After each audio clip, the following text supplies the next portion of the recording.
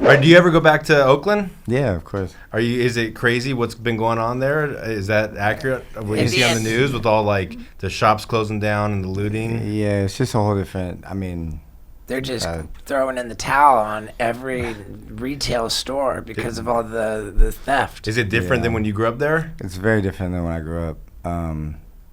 Yeah, very, very. When I go home, but it's strange because you get to a certain point in life, and I moved to New Orleans when I was 18 for college, and then I lived in LA, and now I live in New York, and it's been a long time since I've lived where I'm from, and it's changed a whole lot, as have I, and you change. Sure. The separation of and I don't have much family left, so it's weird. It's like the same connection to this place, and when this place is so different. But at the end of the day, I mean, the Bay will always be the Bay. I think that the first exposure I had to you, it was like a It wasn't the toilet paper aisle. No, I think it was before that. There was a documentary about the Bay Area and gentrification in general, and I think that you and some other Bay Area rappers were like really speaking out about how gentrification has and gentrification, for people who don't know, it's just where the cost of living goes up and up and up, and the rich people effectively price out. Yeah, and create such a socioeconomic disparity. And I mean, the Bay Area has such a rich history of culture. It's a kaleidoscope of culture. And I grew up exposed to so many different worlds and walks of life.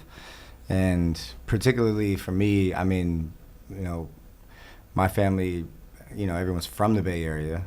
And, my mom, being an activist and protesting, through the 60s and, Summer of Love to, and then you think about the Bay Area's history, like Black Panther movement, to then my generation being hyphy. I was a junior in high school when 2006, which was the most glorious time ever, in my, coming of age in the Bay Area, and E40 dropped a classic album, I Get a Report Card, and Tell Me When to Go, and, I mean, it was a cultural movement that was very, very, very transcendent and impactful, and that's the era I grew up in. But it was very strange, and the Bay Area has this rich history of being counterculture, going against the grain, and not always understood. But it's a beautiful, beautiful, vibrant. You said hyphy. Place. Hyphy. Yeah, that was like a saying, in 06, like skitsiphy. Tell me when to go. Tell me when to go. Sprinkle me, man. No, but Sprinkle that's me, man. always been popular, but it was really underground though. It really 2006. Yeah, but we had a moment where it almost broke through and transcended. But essentially, what I'm trying to say is that the Bay Area is unique and special and rich in cultural history, and we had Berkeley it's there. been very different. Yeah, and we embrace our different. For sure. We have pride in our uniqueness and right. I mean, I think that what it is that's made it so crazy there is Silicon Valley, the whole tech industry. And the tech industry just brought such incredible wealth to the Bay Area that it drove up the cost of everything. Yeah. So regular hardworking Americans can't afford the cost of living. They can't live there, and so they get driven out of neighborhoods, and it just makes it really, really difficult to live. Type in the average cost of rent in the Bay Area or San Francisco. And to see that you were really speaking out about the wealth disparity, about how difficult it is for people. To me, it's really it's 3,200. It's fascinating because hip hop is all about I got the money, I got so much money, I'm the man,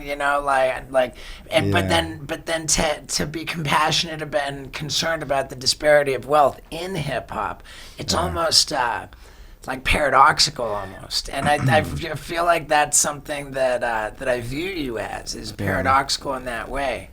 Yeah. So I mean, no, it's very accurate to say it that way. It's interesting because hip hop naturally is so autobiographical. It's so personal. It's storytelling. You know, it's a reflection of, you know, your experience, your life story, your perspective, and all this. But it's also aspirational. You know, and it's also like, you know, a culture of feeling. You know, and to paint this picture of, you know, so it's that duality, I think. Yeah, I mean, I've always wondered with, you know, the just the disparity of wealth, not just in the Bay Area, but in the world. You know, the rich get richer, the poor get poorer, and it's a dynamic that just gets more and more crazy. And with that and the dwindling opportunity, it feels to so many people like the American dream just isn't even a thing anymore. Yeah, like the opportunity just isn't there. It's just life is such a struggle. And I've always wondered, at what point does it like not work to be a hip hop artist talking about like, I got the money? Do you like shopping on Amazon? I do. And good news is Steve-O's butt wipes for your butthole are available on Amazon. And if you want a real bundle of a deal, you can get Steve-O's hot sauce for your butthole, plus Steve-O's butthole destroyer, and Steve-O's butt wipes for your butthole. It's the butthole bundle, available on Amazon right now. Yeah, dude.